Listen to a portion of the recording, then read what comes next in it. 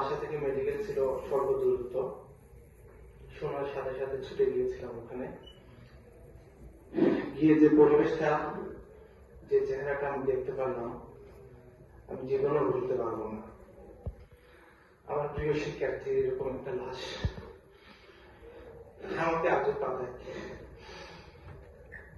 আমি কখনো প্রস্তুত ছিলাম না সাংবাদিকতা বিভাগের একজন শিক্ষার্থী হাসপাতালে ওইভাবে শুয়ে থাকবে।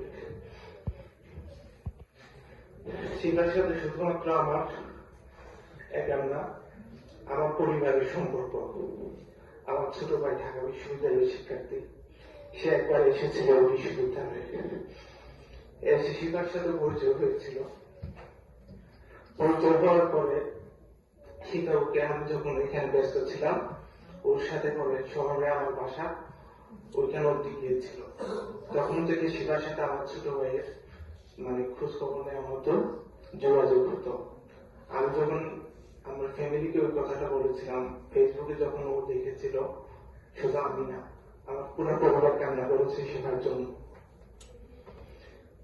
অনেকদিন পরে হলো আমরা আজকে শেখার জন্য দোয়া মিলাদ মাহফিলের আয়োজন করতে পারছি। আমি বিশ্ববিদ্যালয়ের কর্মধার যারা আসছেন তাদেরকে আন্তরিক ধন্যবাদ ও কৃতজ্ঞতা জানাচ্ছি। আর সাথে সাথে শেখার দু একটা কথা বলবো। একটা মানুষের অনেকগুলো গুণাবলী থাকে, শিখারও সেরকম অনেকগুলো গুণের অধিকারী ছিল। প্রথম যে গুণটা ছিল সেটা হচ্ছে মেধাবী।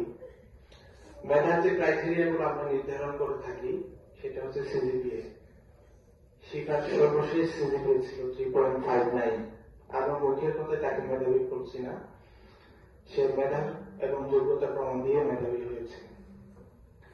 ঠিক তেমনি আরো অনেকগুলো গুণাবলী আছে, তার মধ্যে আরেকটা গুণাবলী হচ্ছে প্রতিবাদী। 24-এ যে পরিবর্তন যেখান থেকে শুরু হয়েছিল সেটা ছিল সেই পরিবর্তন, এবং এই যে বৈপ্লবিক যে একটা পট পরিবর্তন, সেটার অগ্রসরী। কোটা সংস্কার আন্দোলন যখন পরিষদ বিশ্ববিদ্যালয়ে শুরু হয়েছিল, শিক্ষা যেদিন আমাদেরকে ছেড়ে চলে যাবে, আমি ওইগুলো হচ্ছে সরকারি প্রক্টরের দায়িত্ব থেকে দেখেছিলাম শিক্ষা কিভাবে প্ল্যাকার্ড হাতে অন্যায়ের বিরুদ্ধে মাঠে নেমে প্রতিবাদ করেছিল। শেষ পর্যন্ত সে দেখে যেতে পারেনি। পরিবর্তন হয়েছে ঠিকই, শিক্ষা সেই পরিবর্তনে আমাদের সাথে নেই। পবিত্র কোরআনে আল্লাহ পাক বলেছেন, প্রত্যেক প্রাণী মৃত্যুর স্বাদ গ্রহণ করিবে। মৃত্যুর স্বাদ গ্রহণ করবে ঠিকই আছে, কিন্তু কিছু মৃত্যু আসলে আমাদেরকে কষ্ট দিয়ে যায়, ব্যথিত করে, আমরা মেনে নিতে পারি না। আমাদের শিক্ষার্থী এরকম করুণ পরিণতি আমরা কখনো মেনে নিতে পারি না। প্রিয় শিক্ষার্থীবৃন্দ, তোমাদেরকে হাত জোর করে বিনতি করবো, আমরা তোমাদের ডিপার্টমেন্টের শিক্ষক আছি, তোমরা দেখেছো কাছ থেকে জানো, আমাদের যারা